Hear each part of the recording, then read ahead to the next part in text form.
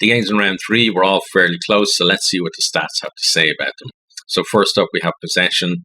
Scotland lead the way there with 55. They've been steadily increasing the amount of possession they've had game on game so far. But with all the possession against France, they still couldn't get the job done. Wales down with 51%, Ireland and Italy 50% each, England 49%, and France down on 45%. In terms of territory then, Ireland lead the way with 62%.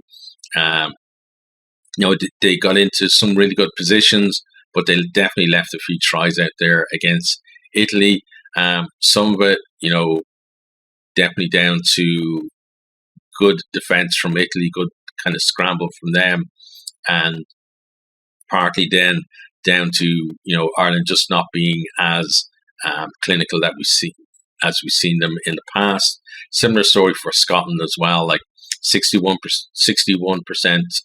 territory for them against France. They got into positions. They had plenty of the ball. They just couldn't, come up with the scores when they had a chance. Especially, before they got the first try, there was some really good opportunities they had with 5-meter lineouts and stuff. Just before Howise's red card, and they couldn't get the score on the board. And then, other opportunities as well in the second half for them to try and close a score down, but just couldn't do it. England then with 55% against Wales, who had 45%, France 39%, and Italy 38%. So France and Italy, two teams who did really well with, not that much territory. France, I feel like, they took almost every opportunity they created against Scotland, just so clinical. And they're just one of these teams where it's very rare for them when they make a break that they don't score. Like, when they get in behind you, that they don't score. We've seen other teams kind of blowing chances before, but this French team at least generally don't do it. Past French teams certainly did. Italy kind of similar as well. Taking their chances when they got them to cling on in there against Ireland and not let Ireland kind of stretch away and build a score. So really well done for them. Like, getting so close to the top team in the world at the moment with so little territory against them. Then on to Rucks 1. Wales lead the way there with 103. Next we have England 95, Ireland 94, Scotland have 86, Italy 75, and France 63. But then when we look at the percentage, it kind of turns on its head a little bit. Ireland there 100%, which is the first time so far this Six Nations that the team has hit that number. So there have been criticisms of the Irish performance. There definitely is a lot of room for improvement for them going to Scotland, but some areas of the game worked well.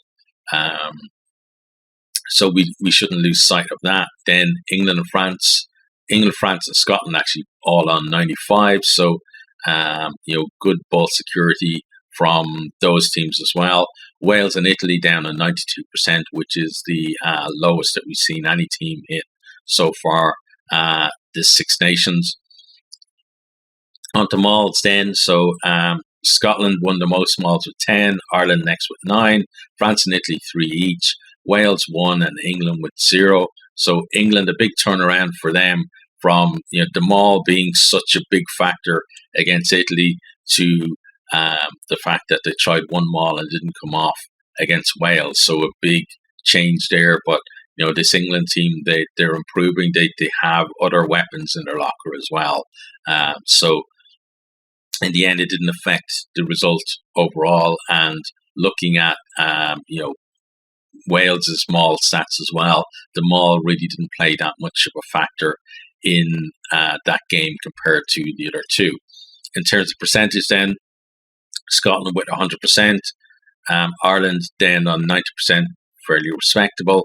France and Italy on 75, Wales on 50%, and England on 0 because they had 0 out of 1 maul success. Okay, on to set piece then. In terms of scrums, Italy actually lead the way there with 7. France, England, and Wales come next with 6 each. Ireland and Scotland then with 4 each.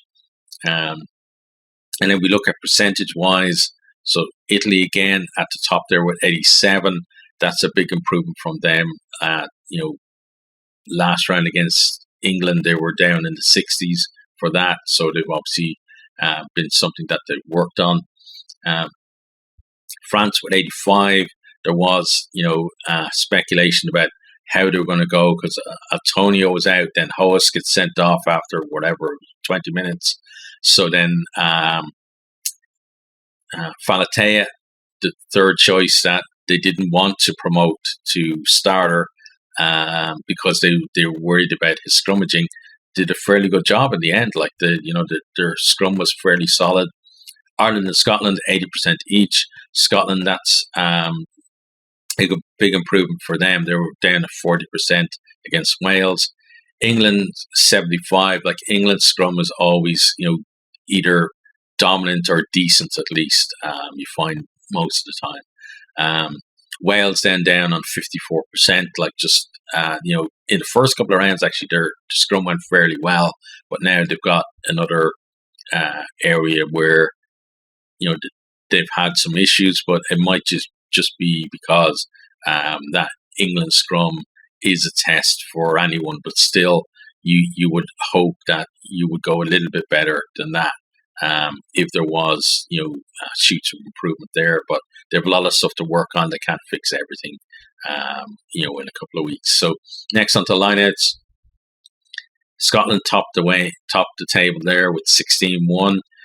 Next then is Italy with 13, France 12, Ireland 11, Wales have 8, and England have 4.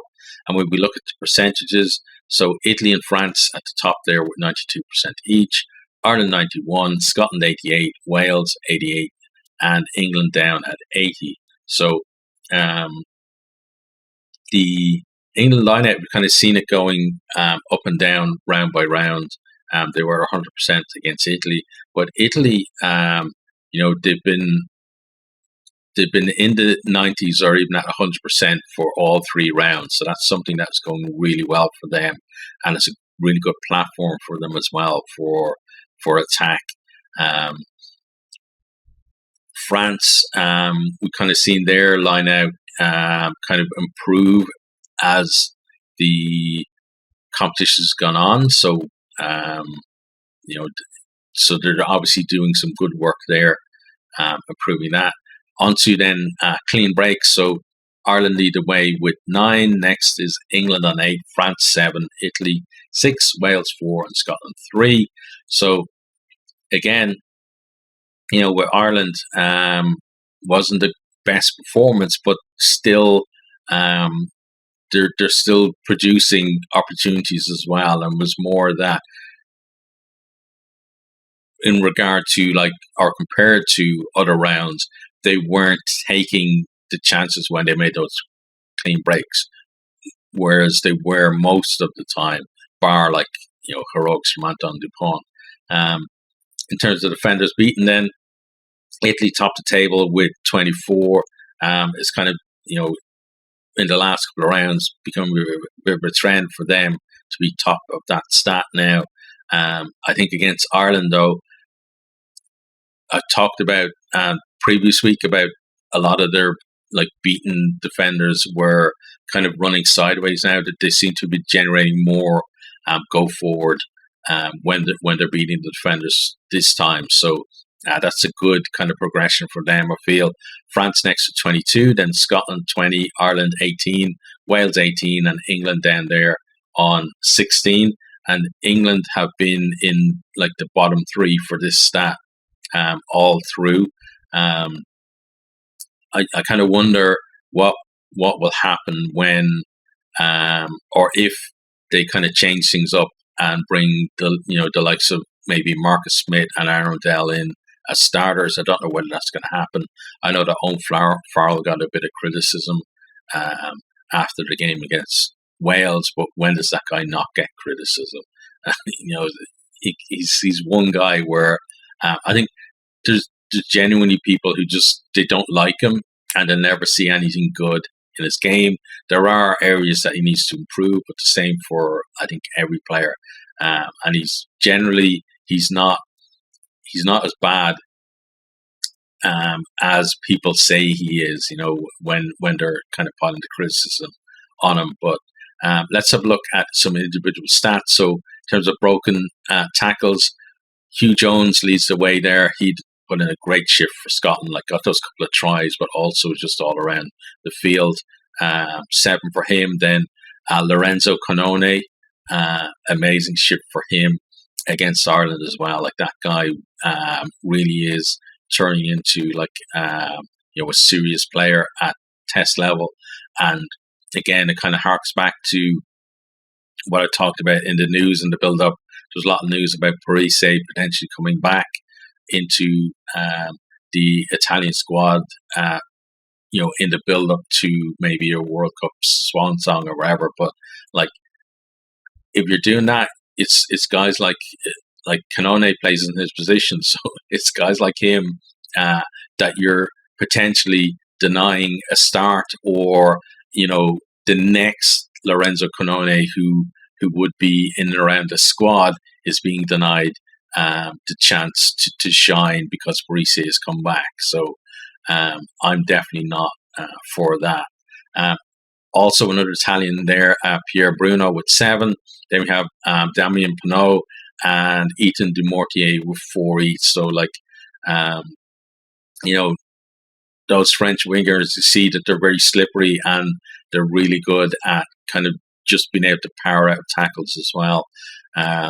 Normally we see Duhan van der Merwe somewhere on the list, but I think that France took care of him really well. Like they targeted him early every time he got the ball, and made sure that he didn't get up ahead of steam. So it was almost like they were man marking him to make sure that he didn't have as big an impact on this game as he's had on the other 2 so far in the Six Nations. In terms of offloads, then Scotland lead the way with 8. Next is Wales and Ireland on 7 each, France on 5, Italy 3, and England 2. So Finn Russell was the top offloader with 4. We have Nick Tompkins then with 3, and Josh van der Fleer comes next with 2. So Finn Russell, he had a great game for Scotland, but still they were just that little bit away from being able to get things done. I thought at times they could have just been a bit more kind of by the numbers, as it were, and just kind of done hands down the line maybe, and not try too many things. But with someone like Finn Russell, you have to take the good and the bad, and the guy produces so much upside that it's hard to it's hard to just say, okay, well, he needs to cut this or that out, because then you just change the type of player he is. So I think he's a fantastic player, and hopefully he never changes. But still, there are times when Scotland could do with someone just putting the simple passes in. Next, then we have turnovers conceded. So England top the list there with 21, Scotland next 17, Italy 16, Ireland 13, Wales 9, and France with only 7. I think that was a big thing there, was a lot of handling errors from Scotland in good positions, led to moves breaking down. France, on the other hand, were very clean for most of the game.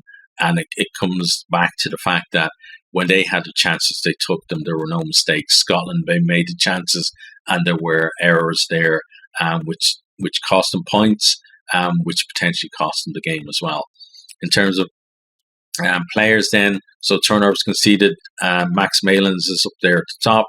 Then we have Finn Russell, Bundy Aki, James Lowe, Jack Van Poortvliet, and Hugh Jones. So, talked already about Finn Russell, but Bundy Aki playing 13 for Ireland because Ringrose was out, and we kind of saw a lot about how how important Ringrose is for Ireland, especially with Robbie Henshaw out, because we've always, like, until really McCluskey came on the scene, we've always had kind of a rotation between Henshaw, Aki, and Ringrose between the starters on the team. Sorry, my phone is making some noise there. We've always seen those rotate, and then we've seen other players kind of coming in and out of the picture, but never really establishing themselves in the team the way that McCluskey seems to be doing now. So we've always had either Henshaw or Ringrose to play at 13, and we've never needed to shift Bundy out. And then we also have the whole thing of, like, what's going on with Bundy at Connacht, and he's not playing there as well. So he's, he doesn't have maybe the match fitness either. So in an unfamiliar position, it's not unusual that he didn't have maybe his best game for Ireland against Italy. Next, we come then to kicks from hand. So England lead the way; they were 38, Wales at 34. So that was the highest kicking game. It was probably the lowest quality game as well of the weekend, but it doesn't necessarily say that it was the kicking that was the problem, because, like, between those two, you're talking about that's 72 kicks right between them. But then Ireland versus France had 76 kicks in it, and it was an amazing game. So it's not just about teams kicking the ball or how many times they kick it. I think England actually did fairly well with their kicking against Wales. And maybe, like, the kicking side of things is one area where Wales are improving too. So, you can't just point to that and say that's why that game was poor quality. Next then we have France on 26, Ireland 23, Scotland 20, and Italy 19. And then we looked at the meters kicked. So Tomas Williams is top there with 410. That's the first time that we haven't seen Finn Russell at the top so far, round on round. And as I said, Wales, they're beginning to get that side of the game, I think, right. You just need to get the timing a little bit better with chasers and stuff, and maybe it's going to be a bit of a weapon for them. Next then is Jack Van Voorvliet, 409, Owen Farrell, 365, Anton Dupont, 354. Like, that guy, he's got some boot on him. Next is Finn Russell, 325, and then Roman Ntamack with 283. So, France and Scotland generally make a lot of meters with their kicks, but I think the difference is that with Scotland, it's generally Russell and Hogg are the two that are up there, whereas France have it. You have Dupont, Ntamack, Ramos, all able to kick as well. So they kind of spread their meters around the team a bit more. So if you can shut down Russell in the kicking side of things, then you can limit how much they're making there as well. But part of that is also because the fact that they had so much territory that he didn't need to kick as much as well. So bear that in mind. Next are meters run then. So top of the table, yet again, Ireland with 512, Italy there with 462, Scotland 426, France 410, England 373, and Wales down the bottom with 354. So we've seen Wales and England at the bottom of the last two rounds on that stat. Meters made for kind of the top teams are down a little bit, kind of compared to, like, that Ireland and France game was crazy with the amount of meters that were made with runs in that one, but kind of back to normal almost, or back to reality this week with some of the stats. Next, then we have players. So Pierre Bruno leads away 177. He put in a great shift against Ireland. Then we have Thomas Ramos 173, Hugh Jones 141, immense for Scotland.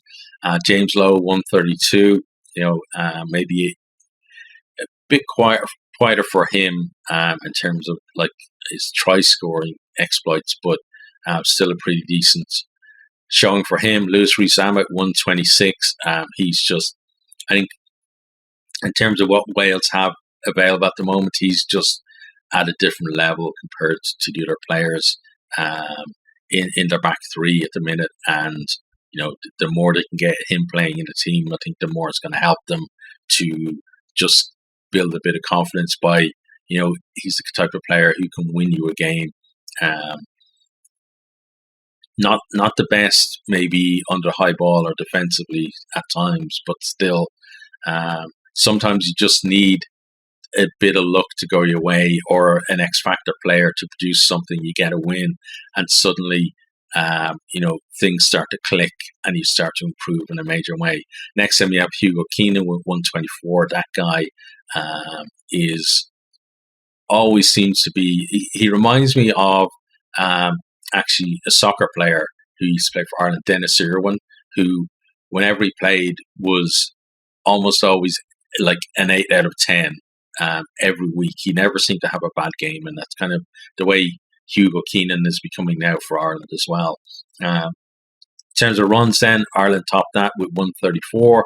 Next, we have Wales 126, England 125, Scotland 123, Italy 108, and France 98.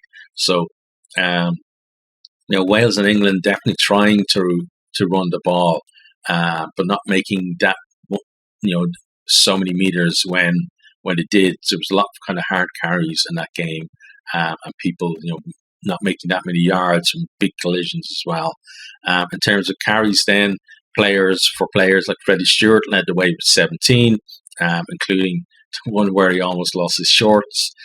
Pierre Bruno and Finn Russell and Bundy Aki 15 each. Stuart McCluskey 14 and Lee Halfpenny 14 as well.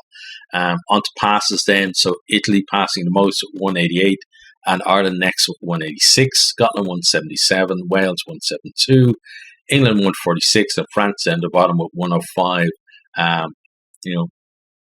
France, I feel like it was just efficiency for them, where they didn't have to go through as many passes as Scotland, because when they got in position, they were scoring. Whereas a lot of time then, Scotland were going through plenty of phases, but sometimes that French defence was just holding them and forcing just to give those extra passes.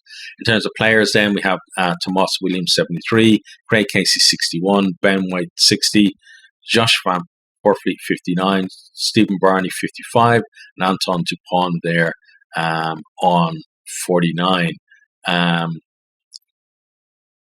So it's kind of, I think it's the first time maybe we've seen it might be the first time we've seen Ben White actually in the top 6 for passers, because it's normally been a replacement scrum half from another team who's been above him. But it's just very different from Scotland, where they just had so much territory and possession that they were passing the ball more than normal, I guess.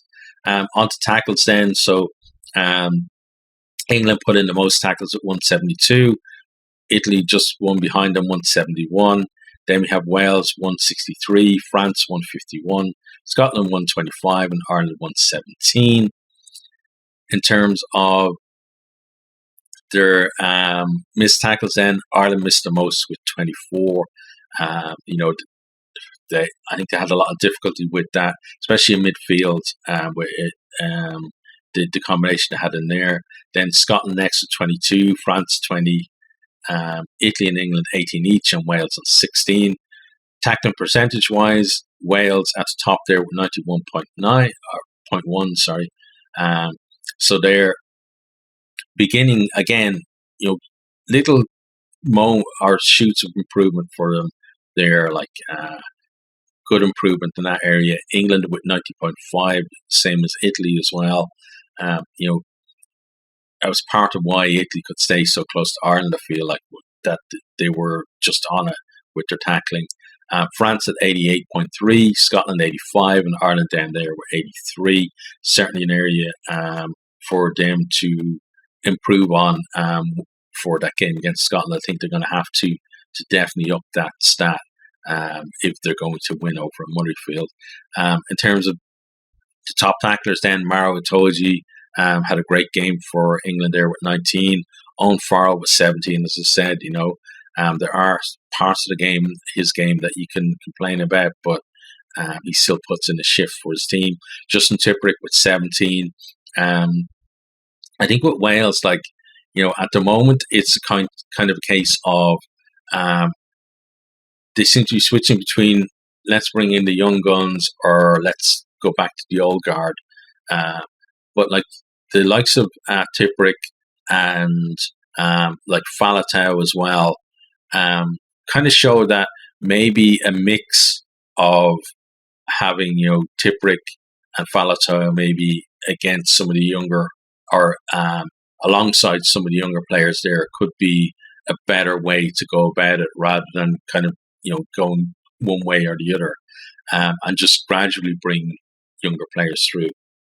Next up, Jamie George, Charles Olivon, and Julian Manchon, all 16 each. Onto the dominant tackles then. So Danilo Fischetti there at the top with 3, along with Ollie Chesham.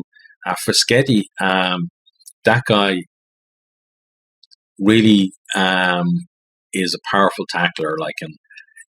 He's decent in the scrum as well, works hard around the park, and I think he's someone who over the next while, probably the next couple of years, will be seen as one of the best props around, really, because he's improving at such a great rate. Then we have Itoje, Tipuric, Canone, and Ludlam there on 2 each as well. I think there was other players with 2, but there's just too many to put on the list. In terms of missed tackles, then Bundy Aki leads the way there on 4. In a unfamiliar position really at 13, and again you just see Ringrose really is the defensive key for Ireland now. Ringrose had problems in one of the rounds missing tackles himself as well, but I just feel like that overall he makes Ireland's defence better. Pierre Bruno there with 4 as well. Itoje 3, Rhys Sammet with 3, Caelan Doris missing 3 as well is a big thing for him. He wasn't up to his usual excellent standard that we've seen him so far in the first couple of rounds. Ellis Genge with 3 as well. In terms of penalties conceded then, so Ireland, France and Italy each conceded 3 each.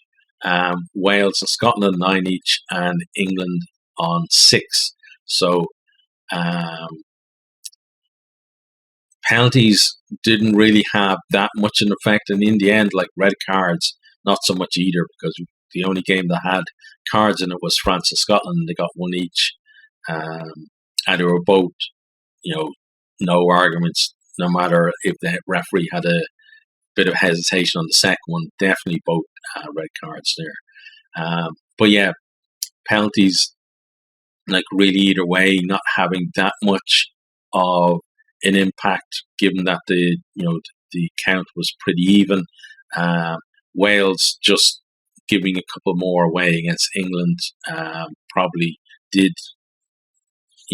have some impact for them, but not as much as we've seen, I think, in previous rounds. In terms of who's given away the penalties, then we have Bundy Aki, Josh van der Fleer, Felipe Faletau, Anton Dupont, Paul Willemse, Jamie Ritchie, and a few others as well that can't fit on there, with 2 each there as well. So yeah, kind of interesting this week to see which areas teams are improving on and stuff, and we're definitely going to be maybe next week I'll have the video out with the combined stats that looks over the first 3 rounds, looking at trends and totals, etc. We've also got URC again this coming up this weekend. So we'll have the usual previews, reviews, and roundup for those games as well. I'm also working on a video on the current mess in Wales, Welsh rugby, and how they kind of got into that position. It's going to be like a high level from an outsider's perspective, rather than kind of a deep dive that maybe some more familiar with Welsh rugby would have. But I just want to understand it a bit more myself, and while I'm doing that, then I want to share kind of my journey and my discoveries with you as well, and maybe you'll find it interesting. That one is, there's going to be a lot of work in that, and it'll be out once it's done. I'm trying to get it out for during the follow weeks, but it might take a little bit longer than that. And if it does, it'll just be out when it's ready. But yeah, keep your eye out for those videos coming, and hopefully see you guys soon.